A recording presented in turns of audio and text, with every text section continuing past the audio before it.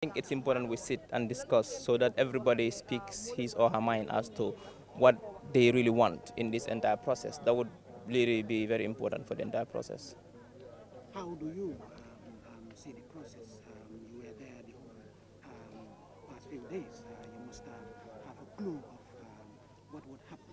Do you think there is any chance of you coming into consensus with regards to that? Well, as in any negotiations, we go till the end. You cannot make premature judgments as to how it will end. Sometimes negotiations at the beginning can stall, but after further talks, they can loosen up. And sometimes the end always yields fruit. So I think we should wait until the end of the process before we make a judgment as to how it will go. For now, it will be premature for us to say whether it will be successful or not. The process is still on. It has not ended yet. This is part of the process. So for us, I think we'll wait until the end. His Excellency is coming next week. When he comes, then we'll continue with the process and see how it all ends. Dr. Cisse, how do you react to the reservations that a lot of Gambians have when it comes to Citizens Alliance, your party and your person attending this meeting? You have a number of people who said that, in fact, this is a senseless activity. CA has been a party that has been very, active in terms of some of the condemnation that came from your party over the country's sovereignty, that it should not be outsourced. Yet you have CA joining political leaders all the way to Abuja to discuss something that really touches on our sovereignty. There are three things here. Every Gambian has a right to his or her opinion. This is democracy, and we accept that. That is the importance of public opinion in political discussion of this country. So we accept that. However, when there was a political impasse in 2016, we went to Dakar to solve the impasse. In fact, the president was sworn in Dakar. Gambians were literally begging for ECOWAS to intervene, begging for the UN to intervene, begging for Senegal to intervene.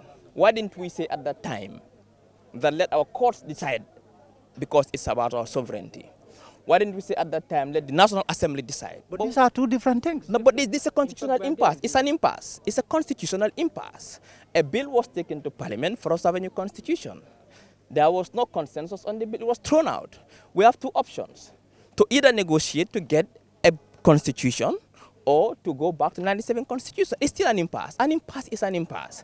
Now, the question is not where it takes place. The process started in Banjul.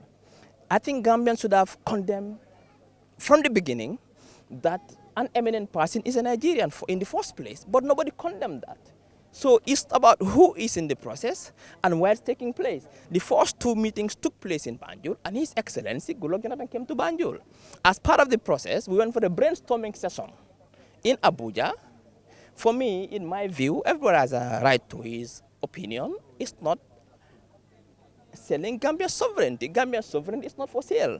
We are responsible political leaders who are part of a process. It is either you are part of the process, and if you accept part of a process, you cannot determine why the discussions can take place. It could take, and for me, as far as we are concerned as a party, we want a new constitution for this country. If it means going to hellfire to get that constitution, we will go. So we have to look at things from a broader perspective and not focus on the narrowness of it. What would you tell those who express disappointment in you, that they expect a Dr. Cisse politician to be different from what obtained, and now they see you joining this? What do you mean by different? We accept to be part of a process which started discussions in Banjul. We are invited by His Excellency as special guest to have a brainstorming session. What is wrong with that? We did not go there to negotiate. The process started. I mean, we could have, if we had decided we're not part of the process, that's one thing, but we are part of the process. And if we are invited by His Excellency for a brainstorming session in Abuja, for us, we see nothing wrong in that. But people have a right to their opinion, like us, we see things different. That is politics. It's acceptable for people to see it differently. We see it differently. At the end of the day, what is important is the outcome. Do we want a new constitution or not? And for us, as far as we are concerned as a party, we want a new constitution because our transition will be meaningless if we are to go for elections again without a new constitution. Now, what one good thing did you come with from Abuja? For us, it's a process, like I said. The process started in December. We had two meetings here when His Excellency came to Banjul. This is part of that process. So you have to look at the process in its entirety and not look at what we achieved in Abuja today. At the end of the process, it is when we will make judgment as to whether the whole entire effort is fruitful or not. That is, looking at in its entirety and not isolating this meeting from the broader meeting. So for us, I think it's not about what we achieve in Abuja.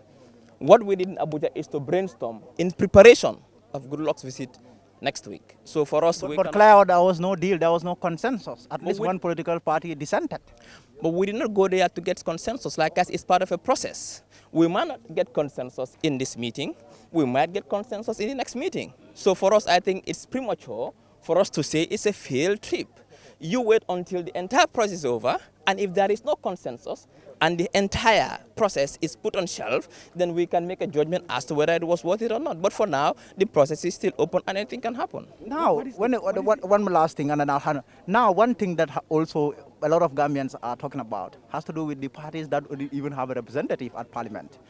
Why is CA so important to this? Listen, when you don't even have an MP? The constitutional process is not only about Parliament. It's about a referendum. We have a constituency and a base. We will have a huge influence when we go to a referendum. So we are part of the process. This is about all political parties should be represented because we all have a constituency in the Gambia. And when it comes to the referendum, we'll have a stake as well. So for me, it's not about who's in Parliament because the process starts in Parliament but ends up in a referendum. And every political party has a base, has a following, and will play a crucial role in the referendum. What is the position of CA when it comes to the fiesta of the retroactivity of the draft? Because this is the issue. We have to admit that. This is the issue why the draft, the discussions are still wrangling on. What is the position of CA? The position of CA is very simple, that a political compromise is needed for us to get a constitution. Politics is about compromise. At some point, you have to meet halfway through to find political ground. Our position is very clear, and I'm going to repeat it here. That, and I've said it in a meeting with His Excellency Goodluck Jonathan, that CA is ready to compromise on the retroactivity if we are guaranteed that there will be a new constitution with three things. What are those three things? A term limit, 50+1, and the quota system. If we are guaranteed these three things in a new constitution before elections, then we are ready to discuss the issue of the retroactivity. Thank you very much.